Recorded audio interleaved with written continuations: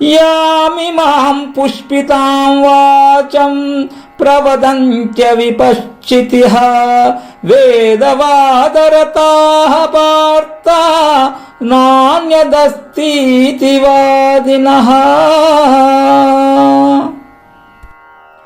అర్జున, అవిపక్షితులు అంటే అవివేకులు. వీరికి వేదం ప్రతిపాదించిన సకామ కర్మలయందే ప్రీతి, ఫలభోగమునందే ఆసక్తి, స్వర్గాన్ని మించింది మరొకటి లేదని పువ్వులు పరిచినట్టు రమణీయంగా వాదిస్తూ ఉంటారు.